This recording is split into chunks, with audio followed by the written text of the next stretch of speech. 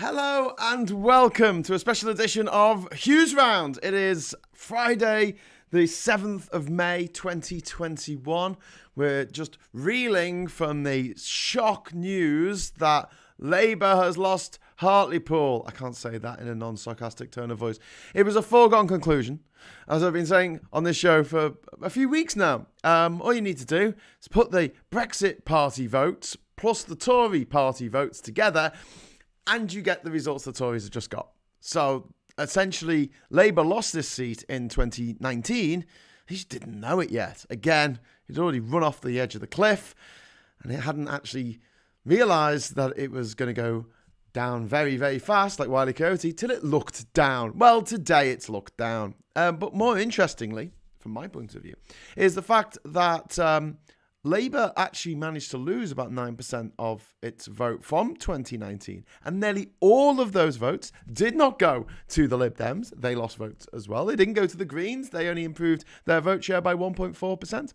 They mostly went to an independent candidate who was a local businesswoman, local Hartlepool woman, not some bloke from down south who'd been parachuted in. I know he's a doctor. I know he's a Remainer. Quite like the guy, but he's not from Hartlepool. And this is something that I think that, along with some other lessons, I would like Keir Starmer to walk away with. Don't parachute candidates in from other places. There are enough Labour supporters who can string a sentence together in every constituency in the country. Okay? So put them forward. Put someone local forward. Because that's how that would at least have made it so Labour, they would have still lost, but they wouldn't have lost by quite so many votes. Anyway, right, into the comments. We have, who have we got? Who have we got here? We've got Kevin Hegarty saying happy Friday all. We've got Adrian Wilson saying hello, Graham and HughesRound. We've got John Barleycorn saying I could really go for 5 years of chaos with Ed Miliband about now. Good afternoon, Graham, says Dennis Jones. Johan says happy Friday all. Parcel of Rogue says there was no enthusiasm in Hartlepool with a 41% turnout. They see a Tory government obviously corrupt and handing out pork barrel to supporters, so they went with an easier life. Yes, Parcel of Rogue. And again, you don't win an election by changing people's minds. Changing people's minds is freaking impossible, especially at a distance. It's like changing someone's name from over the road. You just can't do it. You can will it. You can go, I'm going to change their name. There's a walking past. Their name isn't going to change. Okay? That's how difficult it is. What you need to do is get your supporters out. Every single one of your supporters, you need them to get off their arse on a Thursday evening and go out and vote for your party. If they don't do that, you get a low turnout and you get the Tories winning. What, 40%? 41% turnout? It's pathetic. That's on Labour, that is. That's on Labour because they had a lot of people who went to Hartlepool. I was getting text messages from Labour saying, "Hey, would you like to come and like canvass in Hartlepool?" I said, "No, I'm not interested." Now, if they were suggesting that we went for a progressive alliance, if they put together a progressive alliance with the independent MP. The independent candidate, also with the Lib Dems and with the Greens, I would have gone. If they had said that they were looking to criticise, well, if they started criticising the Tories about what they've been doing with Brexit and their cack-handed response to the criminally cack-handed response to the COVID pandemic, I might have been willing to get off my arse and go and knock on some doors and say, hey, why don't you vote for this progressive alliance person rather than the Tories who are milking this country dry, lining their own pockets? That's what I would have done. So maybe they'll learn something from this. I don't know. The fact of the matter is, Labour seem to just want to placate the dwindling minority of Labour supporters who are Exeteers. And here's the fact. Here's the statistic that you need to bear in mind. Okay? Over 1 million people marched to remain in the EU. That's not 100 voters. That's not 100 even party members. That's 100 activists. That's people who are activated enough to get off their asses and go and march on the street. 3 separate occasions. I don't remember seeing one Lexiteer marching on the street. Maybe they were in there with all Nigel Farage's skinheads and thugs and racists. Maybe they felt at home there for some reason. I don't know. But I never met them. Not going out on a march. Met them at meetings. They'll bark at people that the EU was this evil capitalist club that we had to leave because the posh boys said that we had to leave. The posh boys also said we had to stay as well. So I can see why it was confusing for a lot of people. But there was no enthusiasm. That's what it's all about. Politics these days, it's all about enthusiasm. Look at Trump. People were very enthusiastic about Trump. Look at Boris Johnson. Not too long, because you will vomit in your own mouth. But look at Boris Johnson. He's really popular. Why? Because he's enthusiastic. He's like the kid who's like, yay, this is dead exciting. What do you want? Do you want to be driving on a long journey somewhere with a kid who's dead excited and like, oh God, this is going to be amazing? Or a kid who's sitting there going, oh God, are we nearly there yet? I don't even want to come out today. Oh, this is rubbish. It's the worst day of my life. What's going to make you feel better? Yeah, exactly. I have escaped the non-mask wearing office. Grr, says Nick. Oh, Jesus Christ, Nick. Everyone should resign. The left needs to dissolve. Corbyn needs at least sainthood. What? Everyone needs to subscribe to Owen Jones. I'm going home to cry. Yeah, weirdly enough, Jess Phillips, who's not even a MP in the north. Well, she's an MP for Birmingham. I suppose that's the north for people who are from London. But to me, it's the Midlands, okay? You know, you've got the north, which is the north of the country. You've got the Midlands, which is the middle of the country. And then you've got the south, which is the south of the country. Where's the north-south divide? I'm like, it's the Midlands. It's literally a big chunk of the country that is in the middle of the land. Hence the name Midlands. Labour need to reinvent themselves big time. Well, Nick, I mean, no, I don't think they have to reinvent themselves. They need to just do what's sensible. Go for a progressive alliance. Go for more pro-EU policies. Not to say, oh, we're going to rejoin the EU. Vote to us, we're going to rejoin the... No. Erasmus. Visas for musicians and artists to be able to play around Europe. And vice versa. Scientific research. All that kind of stuff. More. Let's have more of that. Let's make it easier for exporters to export to the EU. Let's put things in place. Let's make it easier to do business with the EU. The Tories want to make it harder. We want to make it easier. You think that's not going to pick up the ears of the people in business who've seen their livelihoods decimated by Brexit? People in the dairy industry have seen exports plunge by 97%. We're going to look out for the fishermen. Go for the fish.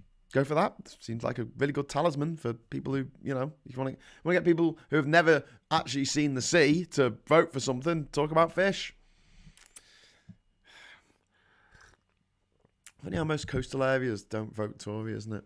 Oh no, actually the seaside towns do, don't they? The tacky seaside towns tend to vote Tory. Whereas the sort of working seaside towns, they tend to vote Labour. Tend to, but then Hartlepool's a seaside town, so what do I know? Houghton125 says, Labour now need to offer policy and something quick that people can get stuck into. Can't reignite Brexit all over again. That's sadly past. Must offer a future rather than looking back. I agree, Houghton. And like my goal, my end game, my what I want is us to rejoin the EU. But I am nothing if not pragmatic. I might be idealistic, but I'm very pragmatic about it. If I wasn't, don't think I would have got to every country in the world without flying on my own on a shoestring budget. Hashtag just saying. And I know that it's going to take 10 years. And it's going to take a long time. It takes a long time to change the hearts and minds of an entire nation. And you can't do it from across the street. Shouting at them, oi, dickhead! Why don't you vote Labour? What's wrong with you, you twat? Yeah, that's not the way to do it. That's why I'll never be a politician. But yeah, I know it's going to take a long time. And Labour need to go, right, we're going to facilitate trade with the EU. That's what we're going to do. Oh, we're going to rejoin? No. Didn't say we're going to rejoin. We're just going to facilitate trade because Britain's really hurting at the moment, and we need to make sure that we squeeze every last penny that we can out of our trade relations with the EU because, the rest of the world, not as big or powerful as the EU, unless you're talking about the US or China. They're the only places that are on the same level. You've got the Super League at the top, the big three, EU, America, China. And then a bit down, after a large step down, you've got Japan. And then after another large step down, you used to have the UK. We're even down further now. Our coping mechanisms should be pretty muscular by now. Irish passport, top of my list, says John BC. Yeah, we're used to the baddies winning, aren't we now? The end or the beginning, says Pete Roberts. Well, this is more to do with the fact that I am actually when I picked this picture, I forgot the fact that I've got clouds in the background, so I got clouds moving into the image here.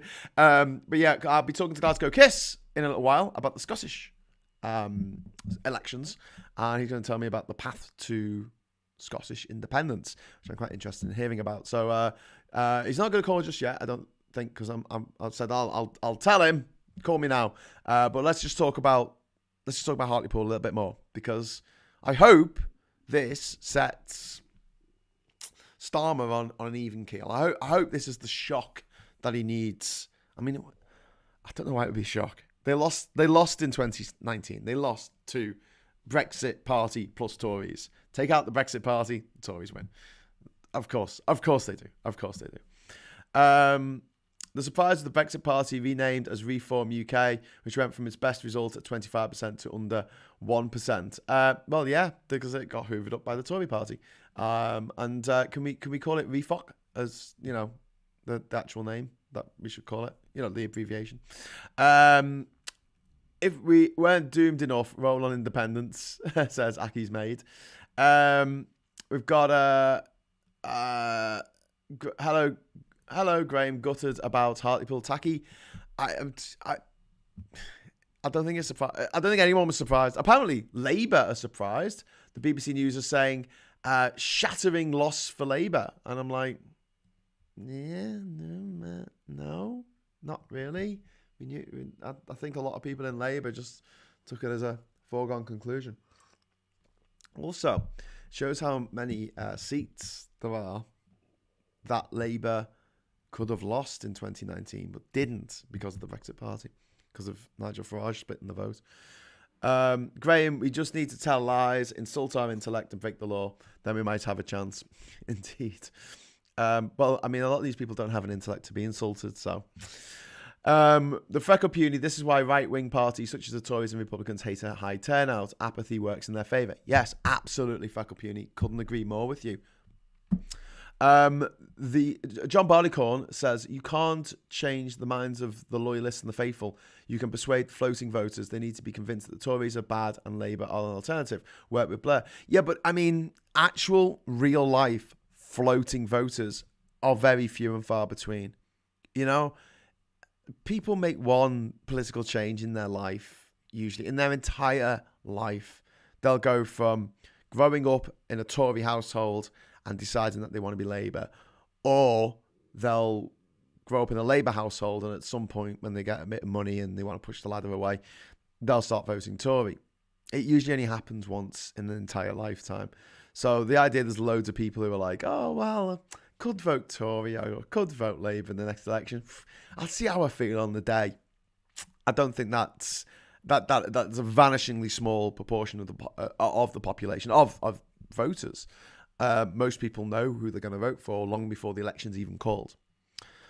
What the whole thing of campaigning is all about is getting people out to vote.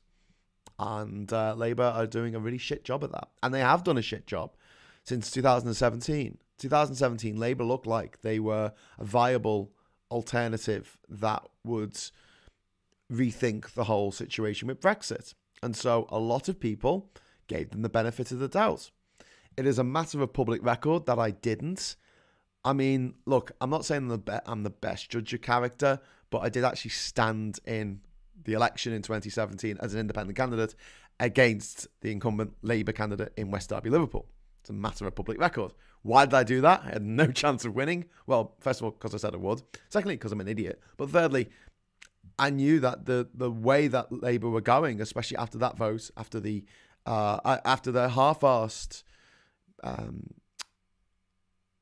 campaigning during the referendum, the day after the referendum, you've got Jeremy Corbyn going on TV and saying, "Oh, we should activate Article 50 immediately.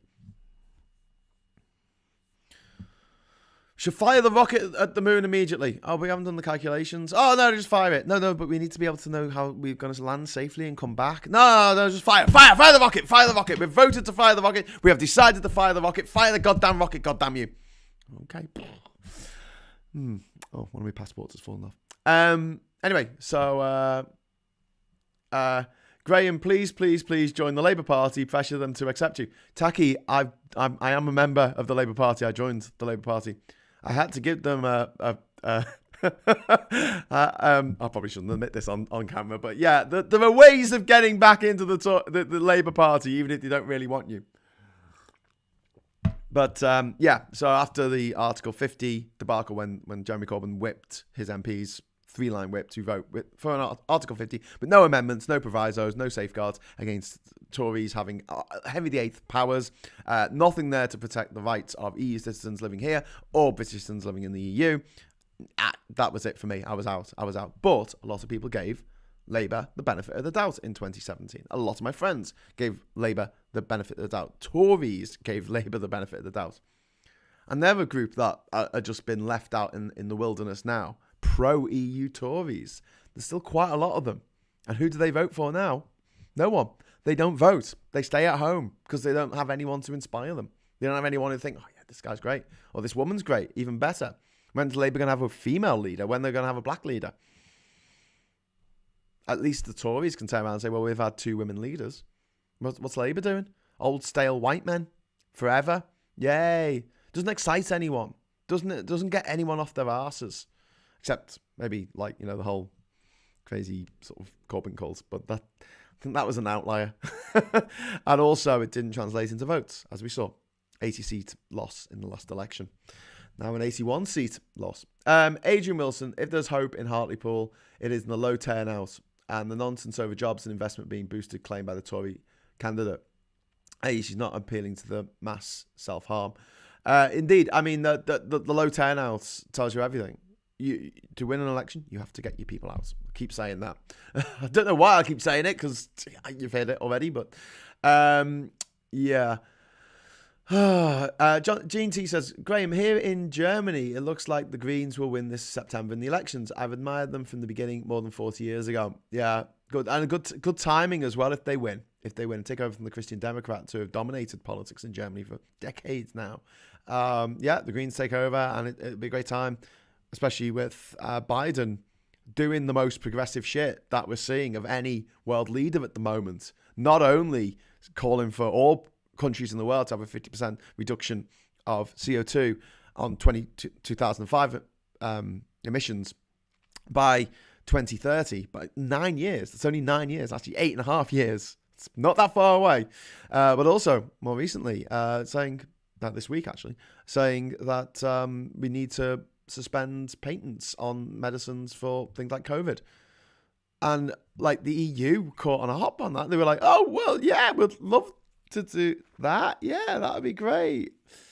AstraZeneca going, Pfizer going, SmithKline Beecham going, and yeah, good. Do it. Just frickin' do it. That's pretty cool. That's pretty cool. Jason J says the people of Hartlepool will lose out through the very party and the policies they're now wedded to. Sadly, nothing can be done with them now. They need to hit the wall and then the hard way. Yeah, but Jason, they won't. They won't. And I'll tell you why they won't. Because the Tories will spoil them. The Tories will spoil them rotten. Watch. Don't believe me. Just watch. They're getting Freeport status. They've already got that. The Tories are going to jump loads of money in Hartlepool and go, see what happens when you elect a Tory? You get loads of free stuff. If you elect a Labour person when Labour aren't in power, you ain't going to get diddly squat, mate. It's old school, mafiosi style, pork barrel politics. Basically, you bribe the electorate. Do you want some nice stuff? Vote for us. specifically you, forget about the country, forget about the homelessness, forget about the fact that yet another tower went on fire today which had the same cladding on as the Grenfell Tower. They managed to get everyone out. Only one person was injured. But oh my God. In Australia, all the cladding that was similar to the Grenfell Tower cladding was taken off. All of the towers in Australia that had that cladding was taken off within about 18 months of the Grenfell Tower tragedy. There are still hundreds of buildings in the United Kingdom that have that particular cladding on. There's aluminium is in it, which is, if anyone remembers their chemistry lessons in school, remember when you put a little bit of aluminium powder on the end of a splint and put it in the flame?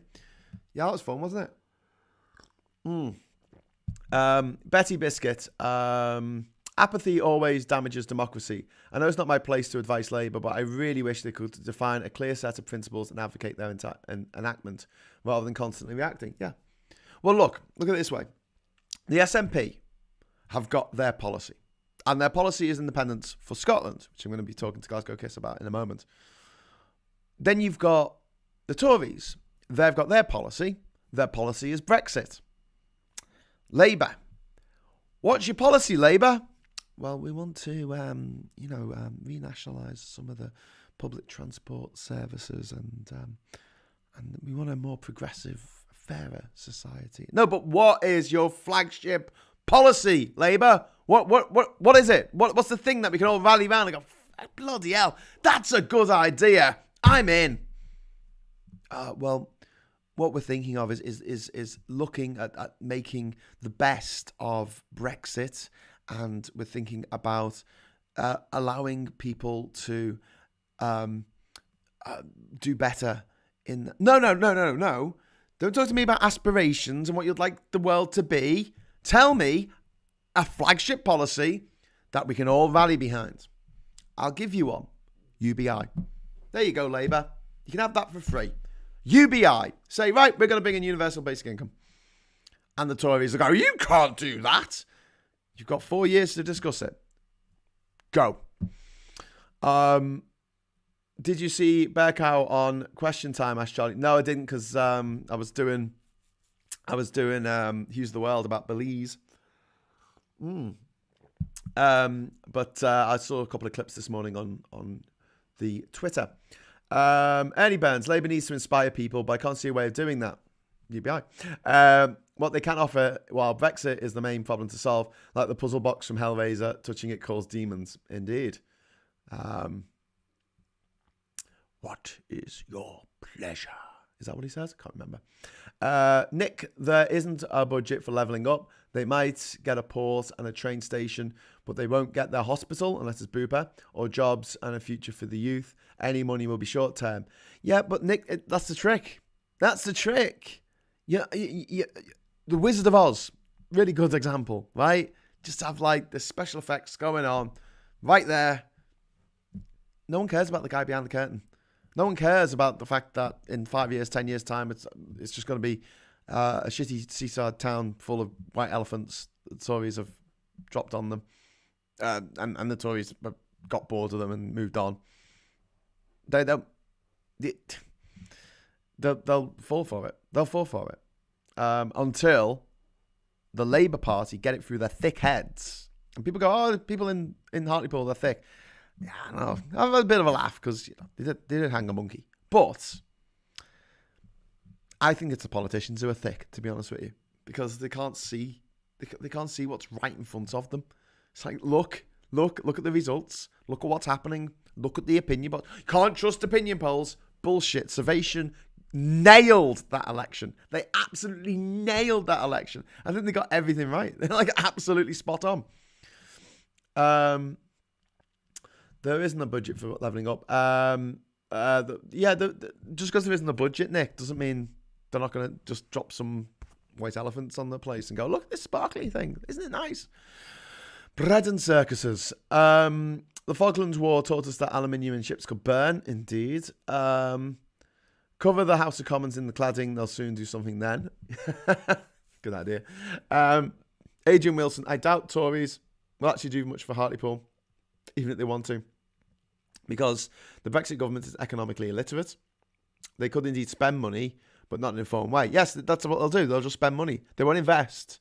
Adrian, you're right. They will just spend money. They will not invest in the future of Hartlepool. They'll just buy some nice shiny trinkets. Richard says, Graham, you should be on the Labour media team. Yeah, maybe. I don't know who's advising them. I really don't know who's advising them. But yeah, they need better advisors. They really do.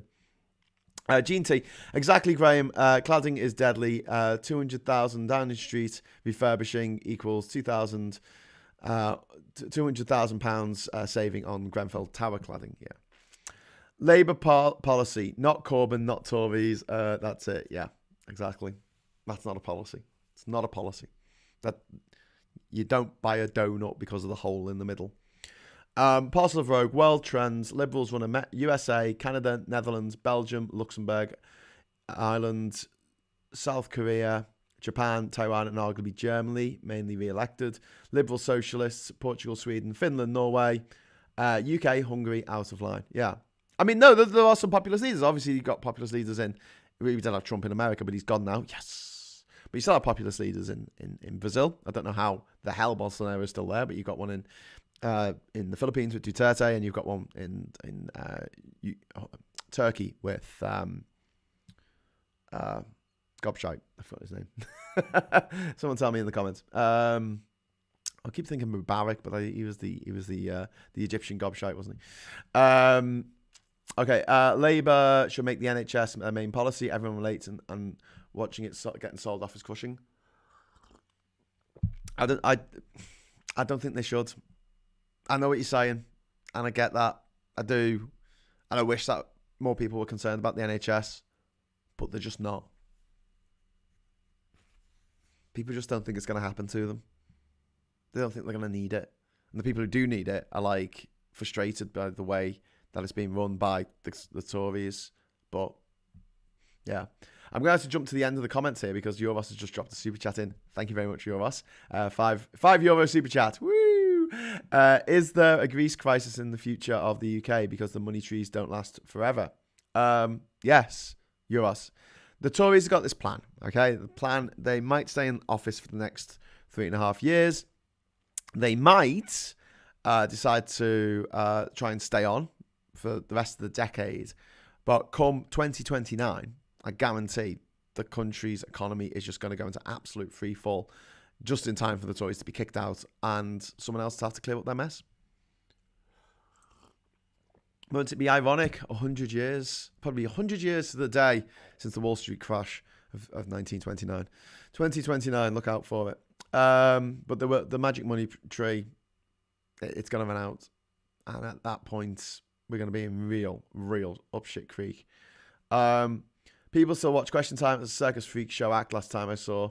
There was a guy in it last night, Carl, who said that we should have sent gunships out. Well, the gunships that went out to the to observe the French protest, the peaceful French protest. He said their only mistake was that they should have blown the peacefully protesting French boats out of the water. Now, obviously, the man was prime, gammon prime. One of the most unfortunate of all Transformers. And thick as pig shit, red face, gobshite, wouldn't want to be stuck in any kind of situation with this man. Because he's obviously a bit of a psychopath as well. But what this little tin pot dictator, wannabe nutter, gammon person didn't seem to realise, or doesn't seem to realise, and I don't think a lot of people realise this, is Calais is in France. It's in France, okay? It's not Jersey water. It's not UK water. It's not international water. It's in France. So, when the French fisherfolk decide to blockade Calais, and they will, I don't think the French authorities are going to come down too hard on them, and nobody else will be allowed to. How long do you think they're going to blockade it? Because if they do, that's us screwed. It's the way that most of our food and medicines come into this country. Through Calais, which they can blockade, and we can't do shit about it. Even Mr. I think we should have blown him out of the water couldn't do shit about it. Because if we did that, wow. So you like war, do you, Grandad, you stupid old shite? Do you? Do you like war? Okay, let's go to war, you crazy old kook. The same group of people. There's this glut of people. They're like it's like when a snake eats like a massive egg, and you see the snake, and then you got this glut in the middle of it. That's what society looks like at the moment, and that glut is a particular part of a particular cohort, a particular generation that are just freaking nuts. They're just nuts, and they're all born after the war. And they never experienced World War II. They might have remembered rationing when they were kids, but they never went through the hell that was World War II. The people who went through the hell that was World War II created the NHS. They created the EEC, which became the EU. They did that because they've seen what war was, seen how horrific it was. I think all misty-eyed watching episodes of Dad's Army on repeat forever on UK Gold. That doesn't exist anymore, but you know what I mean. And yet, all of the achievements of the greatest generation, the wartime generation that fought in World War II, and there's not many of them left these days. Time is cruel mistress. All those achievements have been chipped away. Social cohesion, the social security system, changes to the education system, the fact that they wanted a more fair and equal society. It's very telling that the last few prime ministers of the 20th century weren't privately educated. Thatcher wasn't privately educated. Major wasn't privately educated. And all but one of the 5 prime ministers that we've had this century were privately educated. 2 of them went to the same school. And you think society's levelling up? Yeah? You do. Well, obviously, I know you don't. Some people do, though. Oh, my God. I got another super chat there from Betty Biscuit. Thank you, Betty Biscuit. £5 super chat. Woo! Thank you. I really, really appreciate that. So I'm going to go through some of the messages, but while I'm doing that, if Glasgow Kiss is watching this, if you'd like to give me a tinkle on the blower, then we'll get you on and we'll start talking a little bit about Scotland. And I don't think any results have come in. Oh yes, there have been 2 results have come in so far. The Scottish National Party has got 1 seat that it already had. And the Liberal Democrats have got 1 seat that they already had, I think. So there you go. And there's not much there really, is there? The share change for the SNP has gone down by 1.8%, I think. I think that's a percentage. It doesn't have a percentage sign after it. But yes, Conservative vote went up a little tiny bit, but it wasn't enough to let them win any seats, any constituencies. So yeah, and everyone else is on 0 at the moment. So yeah, if you're watching Glasgow, give us a call. Oh, there you go. Brilliant. Did you like that? That was good, that. Okay. Hello, sir. Hello. Hello. Oh, wow, you're peeking. Go on. Hello. How you doing, mate? Sorry. Not bad. So, what do you think? Even though you got no evidence and no real way of knowing which way things are going because there were no exit polls. No. Well, there was a couple of places in Glasgow last night. The voters were turned away from the poll station because the ballot boxes were too full. They weren't turned away. They were made to wait, weren't they? I read they were made to wait. No, and they had to come back later. Yeah. That's what I mean. Okay, but they still got to vote. Yeah, and Glasgow doesn't vote any other way apart from SNP. Yeah.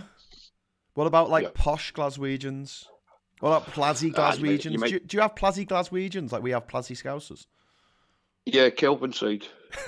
Because there's the Rangers fans. Surely they'll vote Conservative and Brexit Party, and they do, but not in numbers.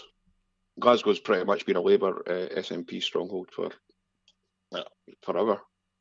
Yeah. So it's looking good. I doubt we'll get under 65. I doubt. Somebody's calling where we one short, but that's 65% or 65 seats. 65 seats. Is that how many you need for a majority? Yeah. So what I've read that it could be like 50-50. No, all polls are showing SNP majority. I mean, I read that I probably read it on the BBC, didn't I? What's BBC's problem with Scotland? It's all the BBC is controlled by Westminster. Okay, that'll be why. That'll be why. We don't. Scotland doesn't have. It's all controlled from London. Well, all the programmes are chosen in London. I was hoping to have a little bit more information on what was happening in Scotland by now. Obviously, they didn't start counting until 9 o'clock, did they? No, that's the first results coming in. The first results coming in, so they'll start to come in a bit more. And just by the way, on your Hartlepool thing, Hartlepool was complaining that it's being lied to, and then voted for the people that lied to them. Yeah, but they didn't. It was only 40% turnout. So the people who voted that way last time voted again because they love it. But the vast majority, if you're going to say 52% of a referendum is a vast majority or something, a clear mandate or whatever, well, 40% of the voters turning up is disgraceful. I mean, and that's the voters. That's eligible voters. There'll be people living in Hartlepool who aren't eligible to vote. I mean, was that 40% turnout? Was it? Yeah, 40%. Oh, right, I didn't realise that. Yeah, and it's because Labour couldn't get their people out. They couldn't get people who would have otherwise voted Labour. They couldn't get them out. They've been burnt from both ends because of the Jeremy Corbyn and Brexit. You know, they're stuck in the middle between these two forces. And today, people are online going on about Jess Phillips because she didn't support Corbyn enough. And you're like, what, eh? It's like making 1 and 1 equal 3. I just how do you do the maths on that? I heard you talking earlier on about Labour having nothing to offer. It's just the score all goals all the time. I mean, even one flagship policy that will capture the imagination, legalise drugs. They had the perfect opportunity with the nurses' pay rise. What's Labour's position on that? I have no idea. Yeah, exactly. And the thing is, in opposition, you've got a lot more freedom to just say what you want. You know, you can say, if we get in, we'll bring in a 20% pay rise. And then when you get in and you bring in a 2% pay rise, they say, oh, but you said you were going to do this. And you just shrug and say, well, we're in power now, so we don't care. You know what I mean? Yeah. There's no honour in politics. Just say what you need to get elected. £10,000 for every Labour voter. They can't do anything about it anyway. £10,000, yeah. They don't have to do anything for 3.5 years anyway. So, Jim Bob Robob said only 30,000 out of 72,000 of the Hartlepool. Oh, that's bloody shocking. Shocking. But I don't think it was by lack of people who actually, like Labour activists who went to Hartlepool, because there were quite a few of them in Hartlepool who were knocking on doors and stuff. I don't think it was them. I just think it was the actual traditional Labour voters who were just like, this guy's offering me nothing. This party's offering me nothing. So I'm not gonna go out. Why should I? Why should I expend the energy of going out and voting? Yeah, you've got to inspire people. You've got to inspire people to go out and do these things. Something to campaign for? Yeah.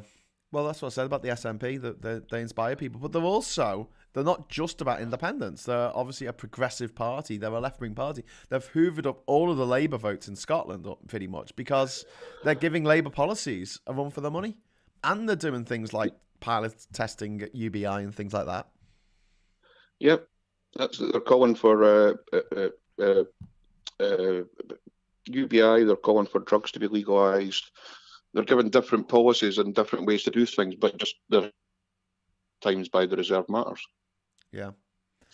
So 48 seats, is that right? No, there's 48 constituency results today, and then the remaining 25 constituencies will be tomorrow, and the 58 regional results. So can you just, because we were chatting on the Discord server yesterday about possibilities of what might happen next.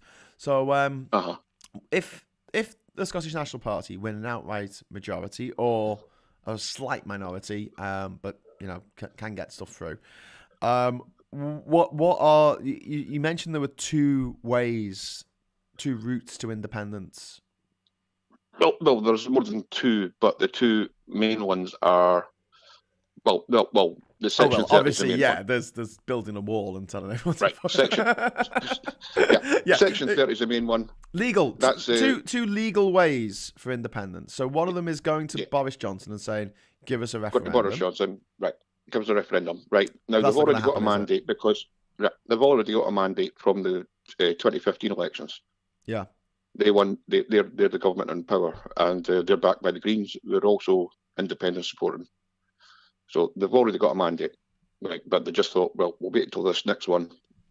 That's 7 years after the 2014 election, and we'll get a majority then. And if we get a majority, that's our mandate. So they do that. They go for the Section 30. It's all legal. It's all easy. If they get a Section 30, right? So that's a government agreement, UK government agreement, right? But they're not going to give it. Yeah. Well, they might do. They might change their minds after the election. I'm not sure. But if they don't, Scotland has the ability to call a referendum on anything. On There's anything? a Referendums Act. Anything. Yeah, but it's not a binding referendum, is it? It's not. Is it? No, that's a question. It is a question. Right. I said, is it? Yeah, it's the question is it does Scotland have the whole constitutional powers to call a binding election? Right. And that question has not been tested in court. So Scotland's got two options. It can either go to the courts and ask the question, or it can hold a referendum, and the UK government can challenge that. Yeah. So the question would be, does Scotland, because of the Devolution Act, does Scotland have the constitutional power? And that question has never been asked in court. It's never been tested. But, I mean, surely you could just read the Act of Parliament that allowed Scottish devolution and therefore the Scottish Parliament to be re-established. Couldn't you just read the document? There's nothing in. There's nothing in it about referenda. No.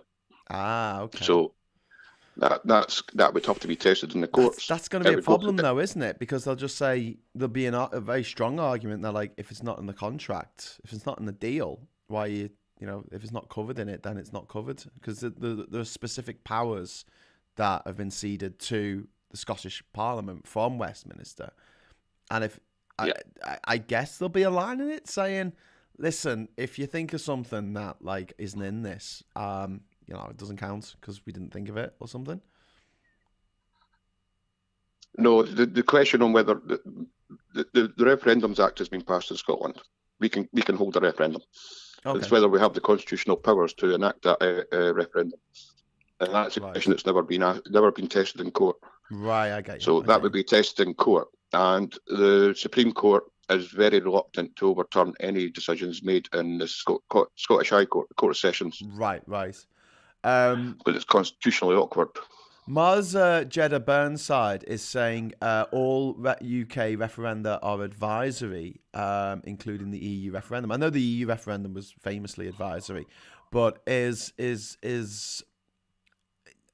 mean, if a Scottish referendum goes ahead, does it matter if it's only advisory because the EU referendum was only advisory? No, that's what I'm saying. It's whether Scotland has the powers to enact the results of that referendum. Okay. Sorry, Marza. Sorry, Marza Jeddah.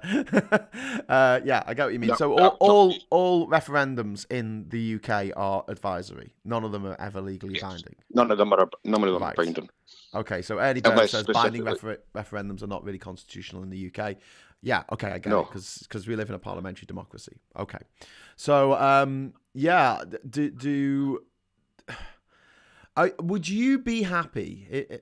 That's something I want to ask. Would you be happy if there was a referendum and Scottish independence won by 52% to 48%? No. Why not? I just don't think it. It depends on. I don't think that's enough. I think the question's still to be answered. Yeah. So would you? And especially if it's just an advisory referendum, then I think it maybe have to be run again or something. Right. Like I thought, I can't have two opinions and thinking the same about the EU referendum.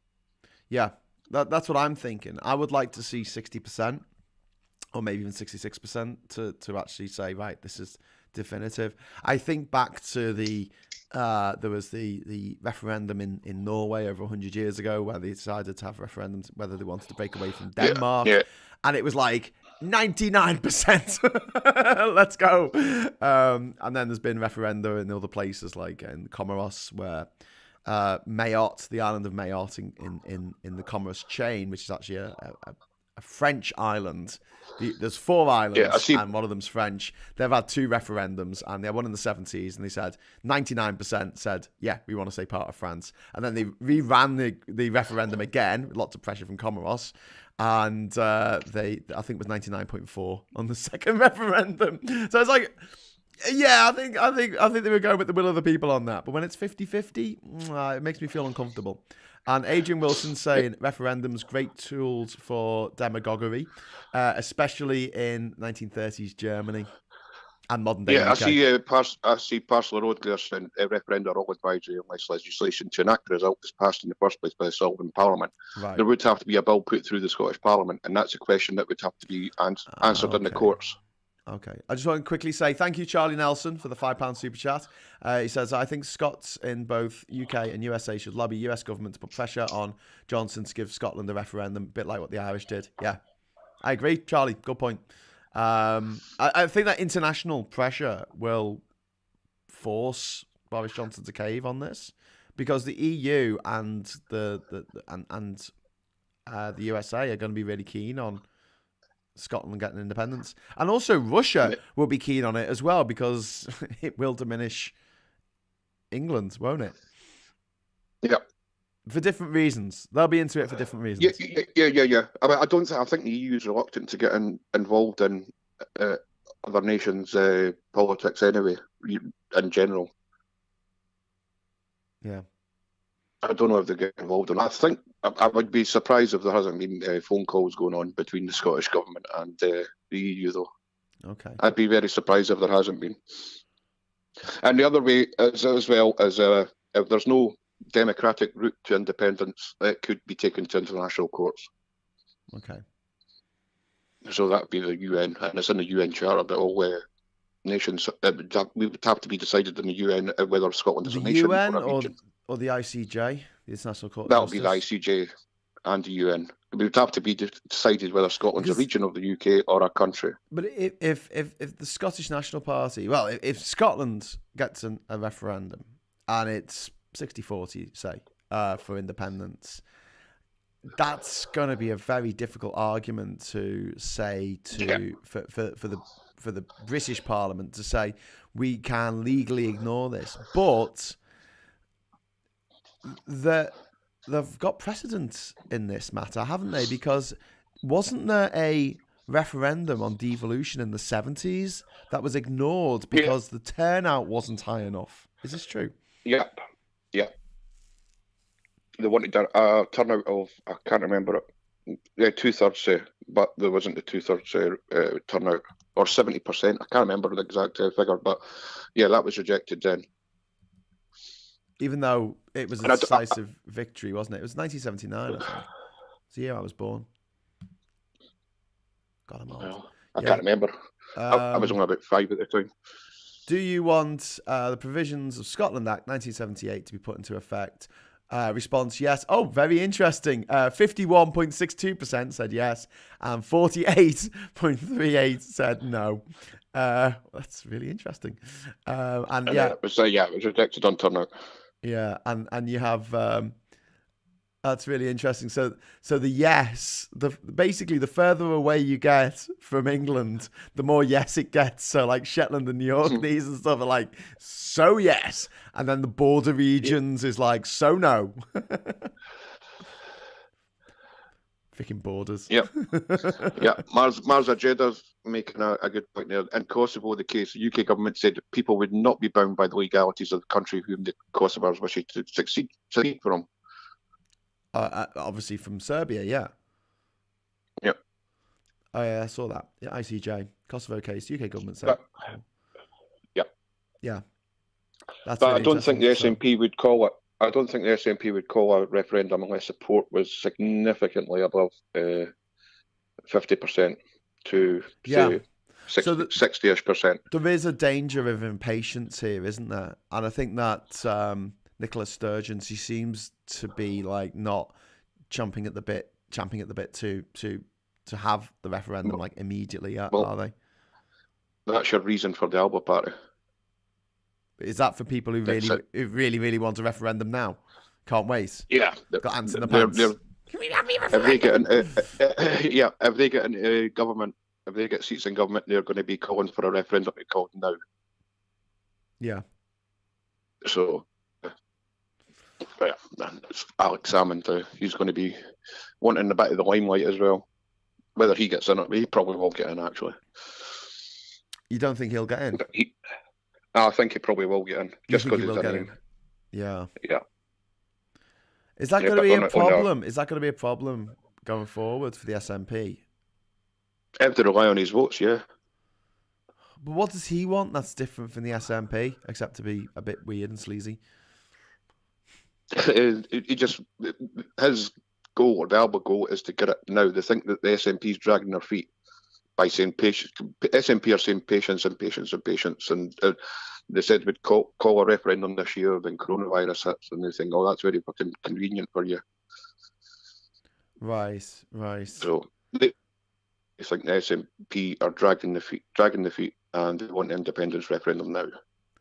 Oh man, but if you jump the gun, then it could all just be like over for another 50 freaking years. That's what we did the last time, and it was 45. 45. Yeah. So, but you're looking at the polls now. Are you saying it's just over 50% for leave for independence? It's around about 55. Depends what month you take the poll, and what's been in the news that week. It's been as high as 58. Has it gone under? Has it gone the other way at all in the polls? I think when you take out don't knows, yes. Parcel of Vogue says... If you take out don't knows, it'll go to like 49. Parcel of Vogue says Shetlanders and Orkney would be rich if independent like Isle of Man and the Channel Islands. Yep. I mean, we've got a lot of oil fields up there. They do.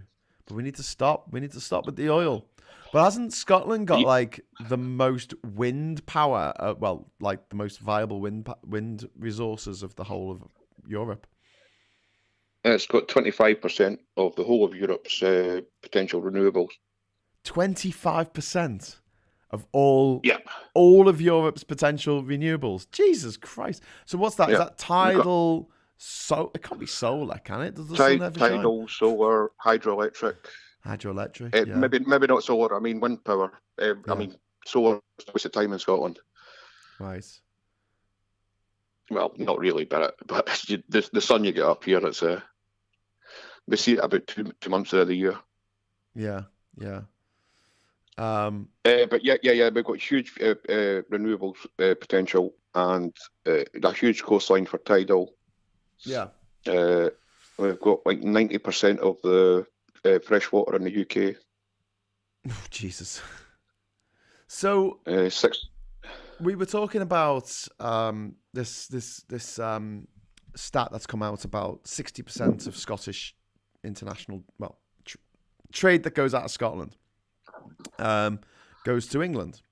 But you were saying that's not actually the case. Well, that's going on the GERS figures. The what figures? The GERS. The GERS. What? That's the figures that the government put Right. for Scottish expenditures and government expenditure and review Scotland, and they're basically a fiction. The word estimate appears more than any other figures. So they're designed to discourage independence. Right. Okay. And 60% of trade maybe does go to England, but it's only going through on the travels to other places. Yeah. It's like I said to you last night, it's the Rotterdam effect. Trade goes through it, but it's counted as trade to England. Right. Dover's the main port. Dover's the main port for exporting. Now, and all our export ports were closed. Considering so much of the food that and the whiskey and stuff that we eat in England comes down from Scotland, mushrooms come down from Scotland, could you see there being checks on food coming into England from Scotland, or do you think they just wave it through like they're doing? I don't see why. Stuff. I don't see why. You'd have to have checks coming into Scotland, though, wouldn't you? Because that would be the frontier of the EU. Yeah. But I don't see why England would put on checks, because they're not putting on checks just now.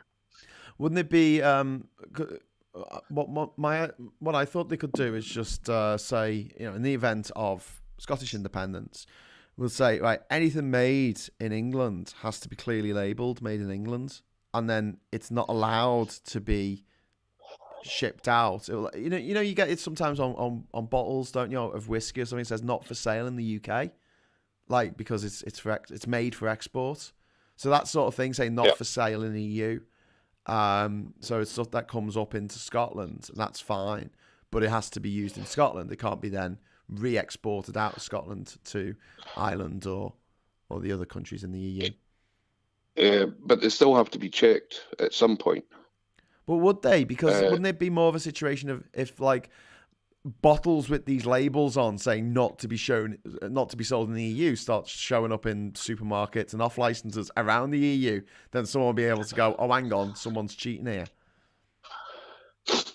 I don't think the EU wants the market flooded in that way. It's got to check the consignments, and especially like some mixed consignments. Right. The EU is very bureaucratic. It is very bureaucratic. It wants its I's dotted and its T's crossed. Yeah. Do you not think there'll be a fudge? Because they're pretty good at doing the old fudge, aren't they, the EU?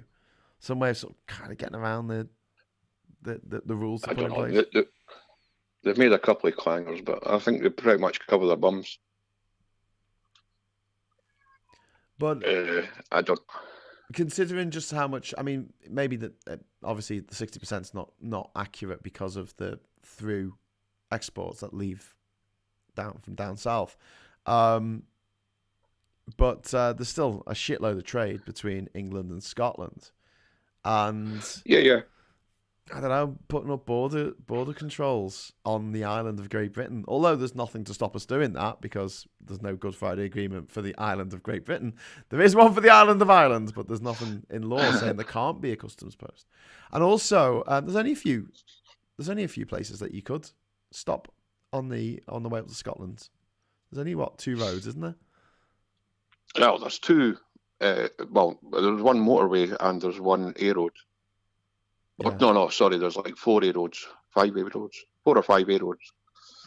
But it's the A1 and the M74 that are, the M6 going on to the M74, that's the main routes. Right, okay. Apparently, Mars Jeddah's just saying Scotland and rest of the UK can agree a lot of things. We can agree on a common travel area, just like with Ireland. We will need a border and checks, but a lot of us are happy with that, rejoin England. Yeah, but that's the point as well. It will put pressure on England to rejoin the EU if there is a border in checks. But I'm just wondering, would it damage Scotland more or England more to have those borders, to have that check there? Well, we're in the middle of building our own ports, and I think we've got two ports, a northern one and a southern one. So we could do what Ireland does and just avoid England and just take them over, like we used to. It used to be Rosyth to Zeebrugge and Rotterdam and places like that, so they can go directly into Denmark, Holland. It's just we've not got the infrastructure there because it was all destroyed. Do you know what, as well? I mean, that's actually better for the environment. I know these big container ships burn a metric F ton of fuel, but it's the greenest way at the moment to move stuff around is by putting it on a boat.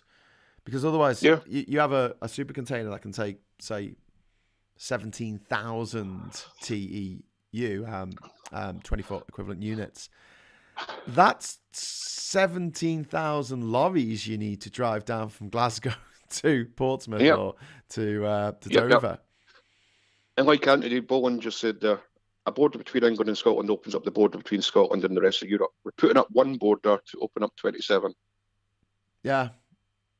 Yeah. You know, any trade lost to England, although it's a bigger trade partner, probably is our biggest trade partner, but by how much, I don't know. We open up trade to Europe, which we've not got just now because of Brexit. Well, yeah, we've seen the salmon fishing industry just absolutely decimated. Scotch whiskey and Angus beef is down. Salmon and whiskey are the two of the biggest UK exports. I know, yeah. Scotch whiskey is 20% of all of our exports. Of all of our food and drink exports by value. By value, not by quantity. Which is a little trick that they play sometimes, when they're trying to piss around with the figures. Because they'll say, oh, well, whiskey only weighs so much. Let's compare that to like a ton of corn, which doesn't actually get any money at all. But yeah. I've seen the price of some of the bottles of whiskey. It's below them, I know. I couldn't afford them. And also, I mean, moving forward, if Scotland does get independence in the next sort of 5 years or something, not only will that put even more pressure on England to rejoin or Wangland to rejoin the EU, but it'll also give people like myself the opportunity to move an hour's north to go and live in an EU country, and presumably I'll be able to get a Scottish passport after a few years with quite a progressive government in place. Right now you just have to live here 6 months. Is that it? And you can get Scottish citizenship. You can live here for 6 months and get free education. So sorry, if I move to Scotland and I'm not from Britain though, and I move to Scotland, I can't get citizenship after 6 months, can I? If I was from Australia. No, because immigration is UK controlled. It's reserve power. But if you were to move here from England, Ireland, Northern Ireland, Wales, live here 6 months, and you're eligible for all the benefits of being a Scottish resident. Wow. So as soon as they announce the referendum, I've got to go and start renting somewhere cheap. Yeah. Yep. Okay. Yep. Just buddy. Make it just move to address. Just move to Galashiels. You're just not far away from Durham. Do you think that I'll go to Berwick. I'll go to Berwick and reclaim it on behalf of Scotland. Berwick's. Yeah, Berwick's a strange one as well. John BC, £5 super chat. Thank you, John. Woo! Well done, John. Shetland Islands, 1976, set up a sovereign fund from oil and gas revenue. We can't underestimate the ongoing Shetland drive for self-determination. Well, there you go. But who are they more likely to get self-determination from? Yeah, but that's the thing. They're not going to get devolution from Westminster as part of the devolution from Scotland. Whereas I think that if Scotland did get independent, then surely the Shetlands and Orkney would wouldn't they be saying, okay, well, we want to be semi-autonomous? And I think the Edinburgh government's a lot more likely to say yes than that than the London government ever will. The Edinburgh government's a progressive government. Tories are a dictatorship. Yeah.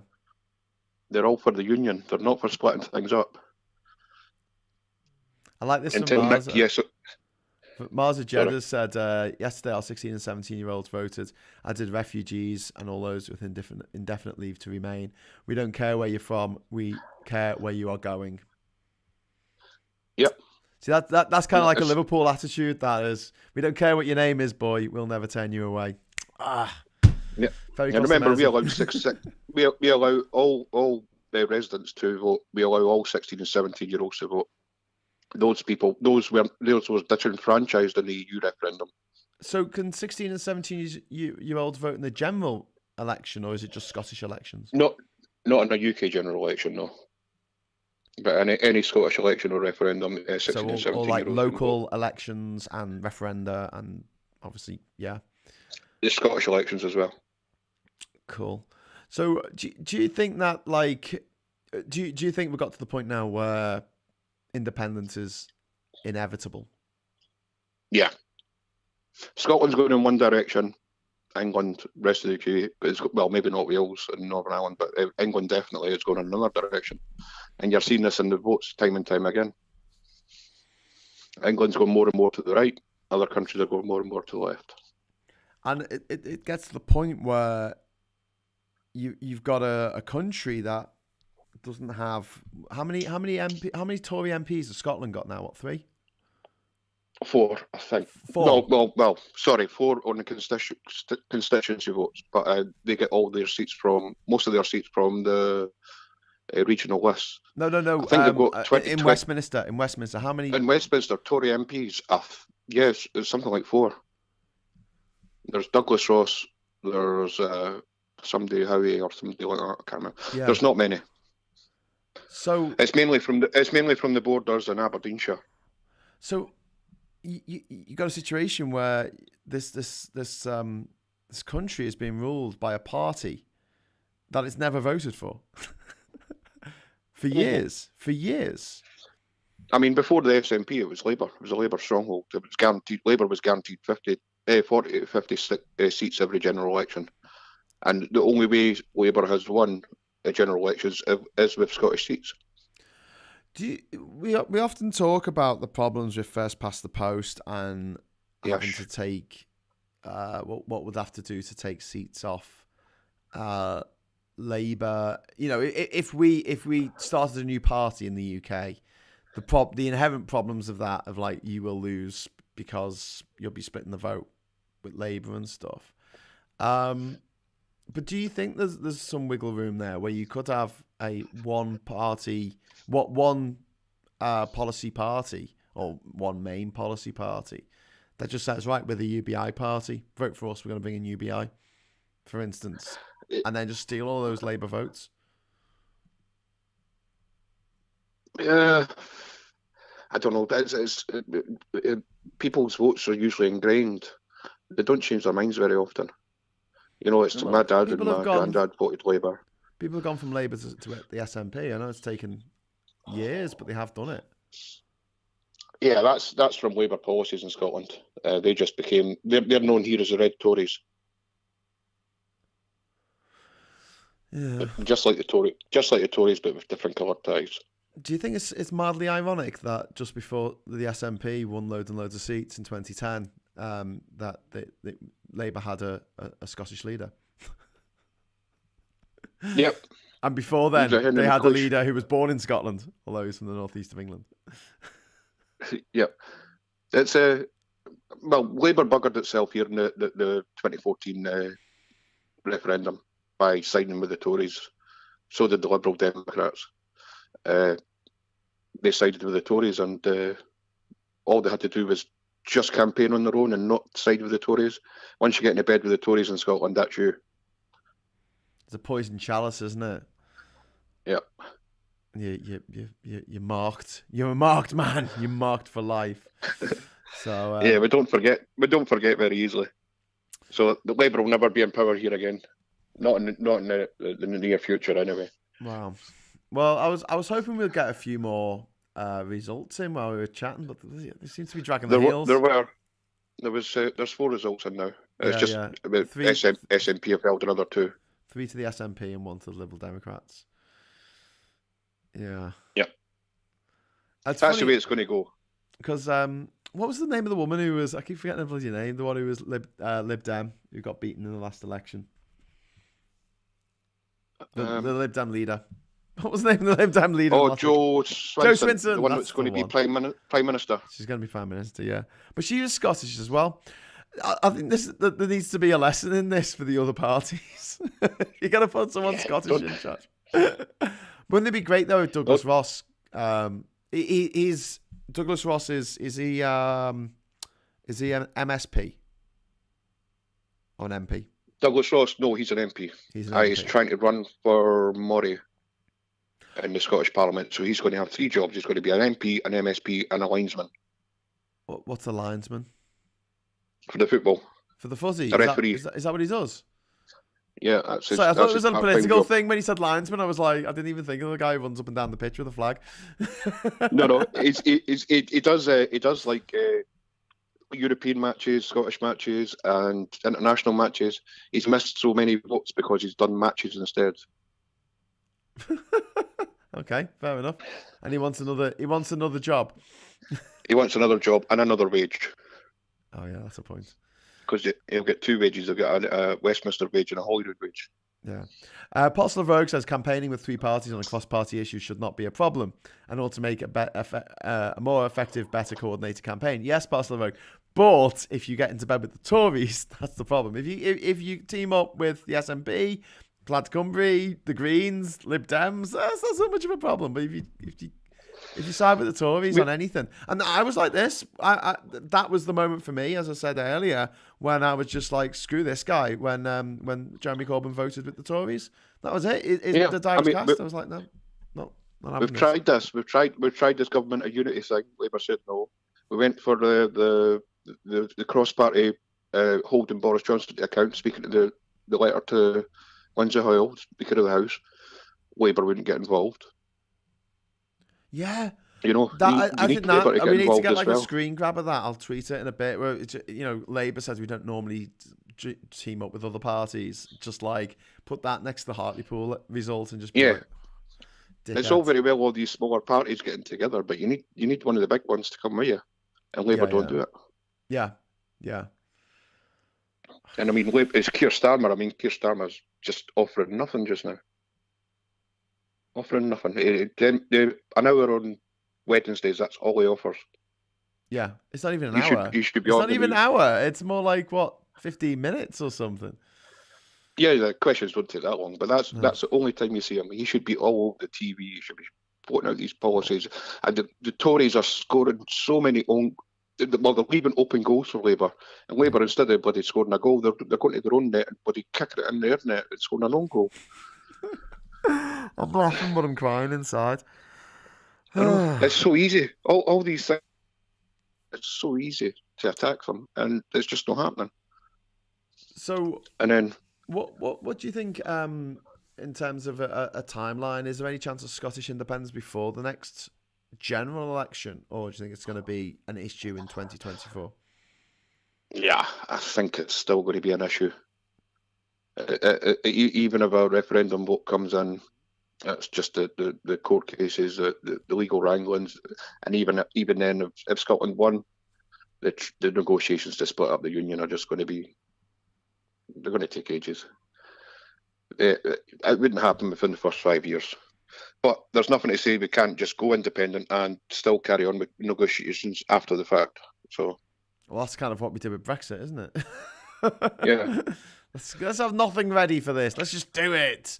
But the difference is the Scottish government will have a white paper ready. Yeah. People will know what they're voting for. Yes. they'll have this out and they'll have their main policies out and they'll say, you are voting for this, do you want to do it? And not like the Brexit vote where it was just like Brexit means Brexit. Well, Brexit done. That's where the SNP arguably made a mistake in 2014. They should have just lied to everyone and told them it was all going to be sunlit uplands and not do any actual research or publish a white paper or deliver a booklet to everyone's house telling them what was actually going to happen if they won. Yeah, it's just gone. Yeah, it's going to be great. I've said that for a while, for Labour to just be more vague. Just like the Tories, just be more vague. Labour come out with all these policies, like Corbyn came out with this broadband for all and this, that and the other. And it all sounded great. Tories just said Brexit means broadband Brexit. For the people who can't afford broadband, for heaven's sake. Why would you give free broadband to rich people? Free porn for the rich. I mean, it even when I'm just thinking about like how you address that, you say we want to give free internet to everyone who can't afford the internet. That's all you do. And then loads of people who can't afford the internet go, oh, yeah, that sounds good. I'll vote for that. But instead of doing that diamond, solid, excellent policy, they go, oh, we'll give it to everyone. And everyone's like, what? Why? I don't get it. I mean, but yeah. Yeah, I see Betty Biscuit said, I'll never understand why Labour think that wheeling out Brown yet again is going to aid their course. This happens any time independence is mentioned. Gordon Brown gets dragged out his coffin, jump-started with an electric battery. Little hand drops him in the middle of the stage. Somebody says referendum. Let's reanimate Brown, please. Oh, I said no. Yeah, just because people disagree doesn't mean they're burying their heads in the sand. Not the same as the Brexit debate. I see some similarities with the Brexit debate, but I think it's very difficult for anyone who was tub thumping for Brexit, like Boris Johnson, to then use the opposite argument, our Remain arguments for Scotland staying in the Union. Yep, that was promised in 2014. Your only action to remain a member of the EU is to vote no. People voted no, and 2 years later, out of the EU. Yeah, Jesus Christ. So yeah, it's going to be interesting. It's going to be an interesting weekend anyway. They won't all be in today. They should all be in by tomorrow or Sunday. Yeah. Houghton125. So Houghton125 says, isn't universal free broadband the same principle as UBI? Why give rich people free money in that case? No, because UBI doesn't work like that. You don't give rich people free money. Basically, that's the money they would have paid in tax. That's it. That they start paying tax straight away. So if you're earning more than £30,000 a year, you pay back all of your UBI in tax, and anything more than that, is extra tax for the tax person. So yeah, you wouldn't pay for your. Rich people wouldn't pay back what the broadband costs. They'll just get free broadband. That's it, and they're already rich. They don't need that. It's not like you could tax them because they've got free broadband. I mean. If you give a rich person £1,000, they'll squirrel it away. If you give a poor person £1,000, it goes back into the economy. Yeah, they spend that. That's true. But yeah, someone's having a conversation about renewables and batteries and things. But yeah, which we'll come on to a bit more when we're doing Ginger Island Live later in the year. Scottish National Party have just picked up another seat. It's coming through so slow. I know. Then again, I mean, it's only going to be 48 results today, so I guess there's no overnight counting. Yeah, and there's limits on the amount of people that can be in the counting halls. Okay, with social distancing and things like that in place. So what we talked about the sort of what you think the timeline might look like. What would be your perfect timeline on this? My perfect timeline would be, let's see, we have the results in this weekend. Then by the end of the year, a referendum is called. Oh right, okay, so that quick. And that quick. Do you not think you should hang on? Do you not think you should hang on? Well, I think it depends. It depends if the support is there or not. If it's close to 60%, I would be going, yeah, call it now. I would what I would do, because I'm a Machiavellian little shit, I would just look at how Brexit is affecting Scottish industry, and when it's getting to the absolute worst point, the point of like, oh my God, all these industries are going down the pan. We have to do something. Emergency, abandon ship. That's when I'll go on it. I wouldn't do it just yet, because a lot of the negative effects of Brexit have been hidden by COVID. Yep. No, I totally agree. But these grace periods sort of ended. They negotiated an extension of the grace period, which should have ended in April, I think. Or halved in April. It's now happening in June. So in June, we'll start to see more damage. And then I think it's end of December. They've moved it. They kicked it back. I mean, if you're talking about imports is now 1st of January. But exports are already stuffed. And they're going to get more stuff. It's the exports that are hurting us. It's not the imports. I mean, because the UK are just not checking anything. Just let it in. Well, we don't want to starve, mate. Come on.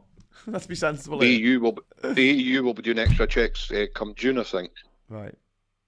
And then it'll be totally left by December, I think. Context so that'll be full saying, checks leave her, Johnny, leave her. But yeah, it's I think the arguments that were used in 2014, if the pro-union side tried to use those same arguments, they just wouldn't work. The big one obviously being the EU.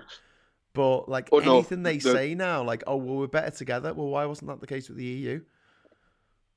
Well, in 2014, the three-party leaders got together, signed a vow. We had the Smith Commission with recommended implementation of things, and all parties agreed to adhere to it. They've not been delivered. So all these promises were made in the vow in the Smith Commission have not been delivered. So specifically, what were those promises? Not to take you out the EU. No, it was extra powers for this, extra powers for that. We'll do this, and I can't remember the whole thing, but it's not been. Some of them have been delivered to a point, but a lot of them haven't been delivered. We're still waiting on them. They might be in committee process, but it's not been delivered yet. Right. And that's 7 years after the referendum. It's pretty shocking, isn't it? We've been bribed before. I don't think they've got anything left to bribe us with. But and then my final sort of word on this is the fact that I speak to a lot of people in England who are very, very reluctant to support Scottish independence. They won't necessarily campaign against it, but they obviously don't want to see the breakup of the United Kingdom because it's their home, it's their country. They feel British. They want to remain being British. However, the way I'm looking at it is this: 62% of Scottish people voted to remain in the EU. They were told 2 years earlier in another referendum that if they left the UK, they would have to reapply to join the EU. Spain will probably block that because they don't want Catalonia getting ideas. And Scotland would be... That's just not true. The Spanish foreign minister has always said that wouldn't block it if it was a legally held referendum. Yeah. But I just feel it is so grotesquely unfair on the people of Scotland to inflict Brexit on them when they freaking voted against it. And the fact that compared with other places in the UK, Scotland, with its big exports, its whiskey, its salmon, its Angus beef, they are getting smashed by this Brexit that they didn't vote for. And my innate sense of fair play just my head's exploding about it. So I will support Scottish independence. I will be very vocal supporting Scottish independence because I just think it's what has been done to Scotland is cruel. Is demonstrably cruel. And people have to remember this isn't an anti-English thing. It's not an anti-English thing. It's an anti-Westminster rule thing. People, and I've heard you're far right in England saying, "Oh, you hate all English and all that." No, we don't. We just hate being bloody ruled by Westminster. And it's the same in the north of England. They hate being ruled by Westminster. They're not anti-English. And there's a line in Trainspotting, and they think we hate the English. We don't. They're just wankers. Some of them can be. RC But says English Remainers should not get involved in Save the Union campaigning. The Brexiteers broke the UK, so it's their problem. Yeah, I absolutely agree, yeah, and I think that's what's going to happen. I think there's going to be not that many people who in England who will full-throatedly support Scottish independence, but I think like the whole thing of getting your vote out, I think there's going to be a lot of people who are just going to say, well, yeah. if it I mean, happens, it happens. I Natural I consequence. speak to a lot of English people, and I see them on the streams and everything. They say, "Well, I don't want Scotland to go, but I understand the reasons for it." Yeah. Yeah, which is fine. Just I want Scotland to just go. to let them know. So selfishly, I want Scotland to go so I can move there, and then I can work on my next project of declaring Liverpool an independent city state. Yeah. People say that all the time. "Oh, I want to move up to Scotland." I said, "Right, okay. Just tell us when you're coming. I'll get the kettle on." I like it. Right, I'll let you get back to your stream. Okay, cool. I will do that. Hold you. Thanks very much for calling, Glasgow. Always good to chat with you. And you too, mate. we'll see you on the Discord afterwards. So you got time? Yeah. I'll come on the Discord. Brilliant. Okay. And other people should too. Yes. Right, go on the catch you Discord. later. I'll send the link out. All right. Cheers, Glasgow. Catch you later. Cheerio. Doodly-doo. There we go. Okay, that was Glasgow Kiss, who set up. I was going to say helped set up the Discord server for Rejoin EU. No, he actually set it up. I didn't have anything to do with it. So thank you very much, Glasgow. You're an absolute legend. Parcel of Rogue says, before Scotland leaves, will they please help change the electoral system or we're fecked? Well, this is the thing, Parcel of Rogue. We look at what's happening now in Hartlepool, what's happening across the country, the results of the last election, the opinion polls not shifting. We need something seismic in order for things to change. The political system. For Labour to get their heads out their freaking arses. For people to open their eyes to the damage that Brexit has done. And what better way of showing people just how damaging to this country their stupid, idiotic, ill-thought-out, selfish, scumbag like Brexit is than them losing their country. You had a nice country here, didn't you? Hey? Shame if something happened to it, like Brexit. So, yeah, I feel like Scottish independence, I can't see any other catalyst, really. Because maybe a year ago, I might have been more idealistic. I might have been like, oh, people will open their eyes once they see the damage that Brexit's done. COVID has done more damage than Brexit at the moment to most people's lives, and killed 150,000 people. And yet the Tories are still riding high in the polls and the elections as the results are coming in. What will it take? What will it take to make that change happen? It's no good us saying, "Oh, well, we'll go out and we'll have a protest and we'll get the message out." It's not enough. It's not enough to get a change in this country. The kind of change that we need, the kind of political change that we need in order to bring in proportional representation, have coalition governments that actually represent people rather than concerns, rather than not concerns. Corporations, I should say.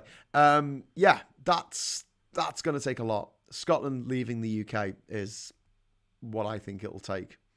I mean, I might be wrong.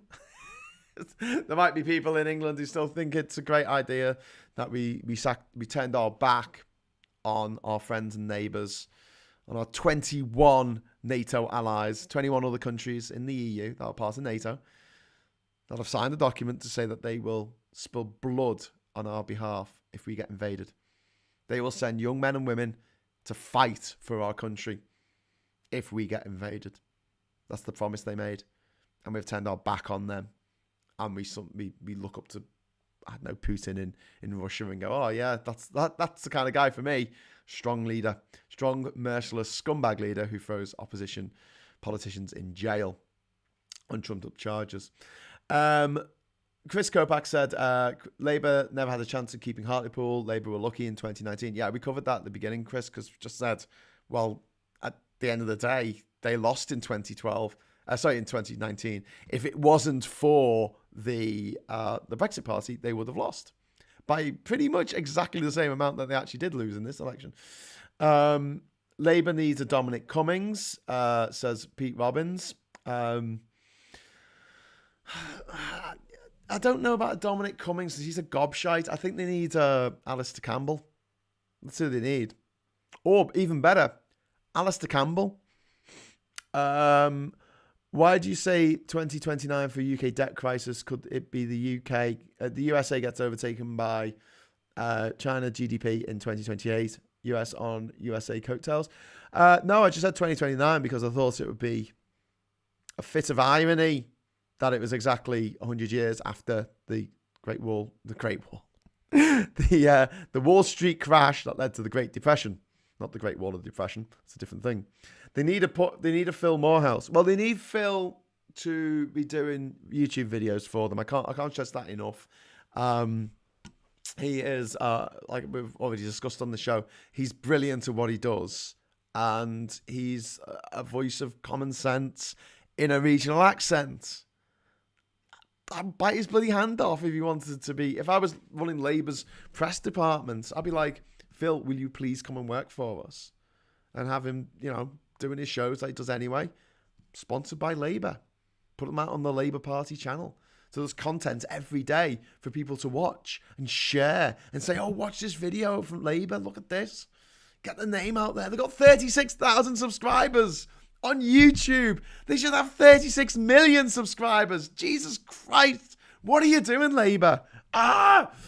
Labour needs a publicist and something to make public, like a policy. Yes, Shoni. Couldn't agree more. 5 seats for the SNP, 1 for the Lib Dems so far. Mine hasn't refreshed. Oh, it's refreshed now. I had to literally refresh the tab there. So 6 seats declared, 5 to the SNP. I don't think the SNP are going to do badly in this election. Pastor Road says, a minority of English right-wingers want Scotland and Northern Ireland gone because they think it will make the UK richer. It won't because of the disruption, loss of prestige and lower GDP. You're absolutely right. There's another story on the BBC website at the moment. The BBC shocked by allegations of harassment on the Doctor Who set from 2005 to 2010. Allegations of several women that Noel Clarke sexually harassed them on the set of Doctor Who. And this is what the BBC, I'm quite happy to criticise them for their for the way they do things. I've been at the receiving end of, obviously not any kind of sexual impropriety or anything like that, but the tyrannical, toxic power relationship that the BBC has over the people who work for the BBC. And they don't even realise what power they have. The BBC, really, in this country, is the only show in town. Like, good luck getting you might get something quirky on Channel 4. But if you want to make it as a presenter or an actor or a screenwriter, the BBC is what you want. You want to start at the BBC and then go on from there. But when the BBC say to you, we want you to do X, Y, Z, and you say, okay, yeah, I'm happy to do that, but you got to pay me, then the BBC drop you like a hot stone. They don't see the fact that, you might be self-employed, might be working for yourself. Time is money. To spend an entire day to go to the studios in Salford to give a vox pop about something that you know a lot about, and for them not to pay you for that is it's abominable. I mean, it's a tyrannical power relationship that they know they have. They will wave a contract under someone's nose and say, do you want to do this TV series? And they're not going to say no. And at that point in their career, they're not going to be able to afford an expensive showbiz lawyer, an entertainment lawyer. to go through the contract and go, well, actually, you're not going to get paid for this. And the BBC do it, and they continue to do it. And when it comes to sexual harassment, I'm not surprised. I know it's horrible to say, but I'm not surprised. The BBC have a very much a sort of head in the sand attitude when it comes to what's happening at the BBC. Hence Jimmy Savile. So anyway, I'm not supposed to be talking about the BBC today, but I just saw that coming up with like, oh, they were shocked, they were surprised. And I'm thinking, yeah, I wasn't really surprised about that. The England results for the councils. The Conservatives have picked up 3 councils. This is after 25 councils have declared of 143. So not that many have declared, but already the Conservatives have taken over 3 councils. Labour have lost 1 so far, and basically no overall control has lost 2 because I guess they've gone to the Conservatives. So there were 2 councils that were no overall control. They've now gone to Conservatives, and Labour have lost 1 to the Conservatives. I mean, you used to lose council seats. This is what the Tories would lose them to the Lib Dems, and Labour would lose them to the Lib Dems. But to lose one that actually goes from Labour all the way to Conservative that's seismic. It's pretty big. I know it's only a council election, but it's indicative of the fact that I think that I'm not the only one who is just feeling very meh about Labour. Let's call them lame. Because they just don't inspire me. I'm not getting excited. When I get a text message off them saying, hey, do you want to come and canvass in Hartlepool because it's only down the road? I'm like, no, I'm not interested. I went to Brecon a couple of years ago for the by-election when there was a unity candidate for the Lib Dems, the Greens and Plaid Cymru, because I wanted to support that candidate, because I want candidates who are representing more than one party, a unity candidate. And I went out and I spent the day giving out flyers to bloody Brecon where there's no freaking train station and you've got to get there on a freaking bus, which takes an hour from the nearest train station because Wales has been underfunded for decades, probably centuries now. And I thought this is the way forward. And then 6 months later, Joe Swinton says, let's have a general election. So does Jeremy Corbyn, and they lost the seat. But yeah, the fact that I was willing to go all the way to bloody Wales to do that, whereas I'm not even prepared to go down the road to Hartlepool for Labour, says a lot. Don't inspire me. I'm not gonna turn up. That's it. Put some fire in me belly. I'm there. I'm your man. I'll turn up. I'll pay for it myself. You know what I mean? I'll volunteer. I don't want to volunteer for multi-billion-dollar corporations like the BBC. Thank you very much. I would like them to pay me for when I work for them, or pay anyone for when they work for them, and not make everyone who works at the freaking BBC have that idea in their head of like, oh, it's the BBC, I better not say anything. Why do you think so many cases of sexual harassment are coming out years after the event? Because at the time, those people were like, oh my God, I'm on the set of Doctor Who. I don't want to lose this gig. And the BBC, God damn, they need to do better. They need to do much, much better. We criticise the BBC because of the politics department is absolutely run by a bunch of Etonian cockheads. Tories, all of them. Tories all. Privately educated Tories at that. Andrew Marr, bloody Kunzberg. Privately educated Tories. Great, let's have them in. But we always sound to think, well, you know, that's just the politics department. What about the other stuff, the natural history stuff? That's great. You know, we love the dramas that we get on BBC. When they did the His Dark Materials, that was really good. Yeah, great. You know, good stuff, BBC. But then there's all this in the background going on, all this abuse of people, and that's what it is. It is a tyrannical power relationship. And the BBC walk around like it's you know the best thing since sliced bread, and they like to make little idents and little short things about how great the BBC is. I mean, children in need, Jesus Christ, makes you want to go and punch a child for like, I don't know, for the BBC being so smug and going, oh, aren't we great? I'm like, actually, you're all right, but you could do a lot better. You could do a lot better. and supporting young people, young talented people, without making them feel like they can't speak out or they'll never work in the industry again. Because, and let's make no bones about this, if you do speak out about your treatment by the BBC, you'll never work in the industry again. Hence. Anyway, so you're not the only one, Graham, says Duke Vengeance. Yeah. I hope not. I don't know what that was about, but yeah. The sole upside of Trump is he put out the seedy belly of the GOP on full display. It just might have been a bit too late to the matter. Glasgow Kiss. Well, I don't know about the seedy underbelly because it was the seedy underbelly. Now it's the seedy overbelly. It's like what everyone can see, and a disturbing number of voters are like, cool with it, which is terrifying. The entertainment industry in general is prone to abuse. Yes, you're absolutely right, Ernie. It's not just the BBC, but I want to single out the BBC for special criticism because we expect better of the BBC. And yet they shielded Jimmy Savile for freaking years. For years. And there was no one working at the BBC at the time who didn't know that he was a wrong 'un. No one. And then the parents of the kids who must have said at some point, this happened to me, this horrific man did this horrible thing to me. And they must have said, don't say anything. Don't say anything. Because you got the thing out of it. Luke Connolly says, yes, the GOP are pretty much branding themselves a white supremacy party now. Yeah, which is a cool thing to do when the actual proportion of white people in America is going down. The proportion of mixed race people and people from other ethnicities is going up.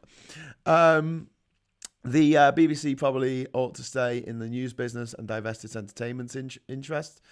I don't think so. I don't see that it needs to do that. I think that it needs to sort out its shit and become fully independent in a way that it's not dependent on the government to make sure that license fees coming in can make its own rules. It should also be doing like sensible stuff, like allowing people in other countries to watch iPlayer, but it's got ads. That's it. That's what we get. When we go on iPlayer, there's no ads. Like when you sign up for YouTube Premium, right? You get extra content that other people can't get and no ads. That's what BBC iPlayer should be doing. They would make a mint. They would make a freaking mint. Charge millions of people around the world £6.99 a month for access to all the BBC shows on iPlayer, but there's adverts. There's not adverts. You charge them for access. One of the two. You can charge them or you can have adverts. But just do it. It's free if you're in the UK. It's free if you've got a license. And instead of saying, do you have a license? No. Type in your freaking license number so you can watch it online. There you go. That's what I'm paying for. I'm not paying for people who don't have a license to watch it. Screw that. But yeah. I don't know how anyone can still watch Question Time. Chris, I think we covered that earlier. RC says... you then ask them why they hate Sturgeon and they can't give serious answers. So when you ask, hang on, isn't she someone who wants Indie and no subsidies from England? They can't answer. Yeah, exactly. It's very true. People go, I don't like her. I don't like her. You're like, what policies don't you like about it? I just don't like her. Just don't like her. I'm just going to do something here because I kind of realised that I'm quite dark on the screen.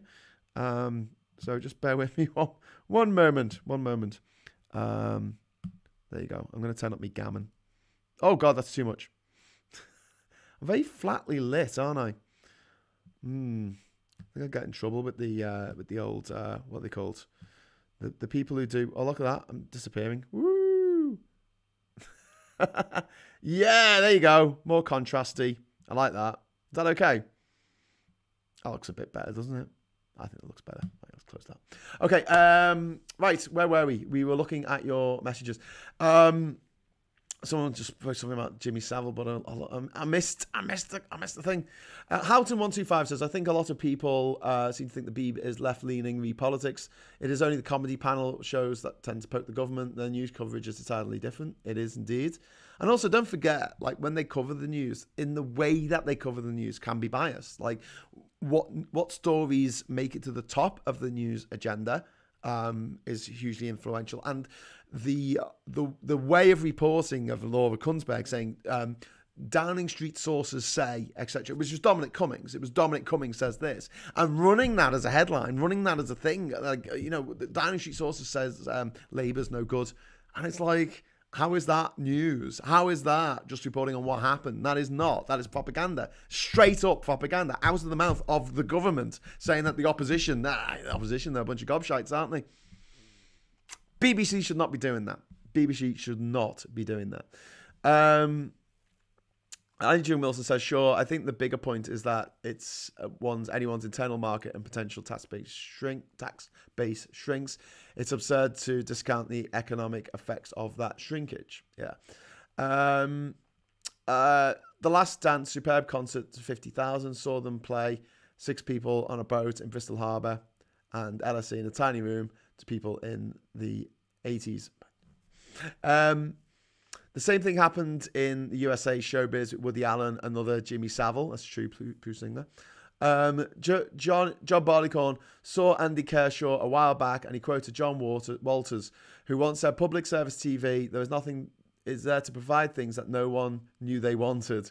There's nothing much like that on the BBC these days." That's true, yeah. Glasgow says, regulated by Paul Dacre, top 3 people at the BBC are Tory stooges and donors. BBC's Tory propaganda channel. It is indeed. Tom Monk says, correct, Graham, demographics are catching up to the GOP. Which, going back to my point about getting the vote out, is why people like Stacey Abrams are so important. She got the vote out in Georgia, and as a result of that one woman, they managed to get 2... I've lost another passport. They managed to get 2 senators into the Senate, who were Republicans, and they managed to flip 2 of the Senate seats, and that was one woman getting out the vote of the ethnic minorities in Georgia. You're fighting against the tide of demographics, as are Brexiteers. As we see time and time again, whenever you look at the votes or the polls or however you cut it, people over 50 voted for Brexit. The majority of them voted for Brexit. People under 50, the majority of people voted against Brexit. So young people coming up, I mean, the huge majority of 18 to 24-year-olds voted to stay in the EU. Something like over 70% voted to stay in the EU. I mean, it's more than a super majority. That's going to not change. People are going to look at the way Britain's gone, the way we're shaking our, rattling our sabres in the oceans, and we're going on about fish and yet just screwing over the fisher folk at the same time, and we're going on about UK being open for business but closing off trade links at the same time. We're saying to Scotland, don't leave us because we've got half your trade is with us, and we're like, yeah, you got rid of the EU and half of your trade was with them. So if it's good enough for that, and as Glasgow said, which is a good line, they'll be putting up one border but opening up 27. Seems like a good deal to me, but what do I know? Budget contributions was and is a mental shortcut for Brexiteers to assume that everything's fine. Ironic, because many are from towns and regions that are not net contributors. Yeah, it's true. Richard Prosser, £5 super chat. Thank you.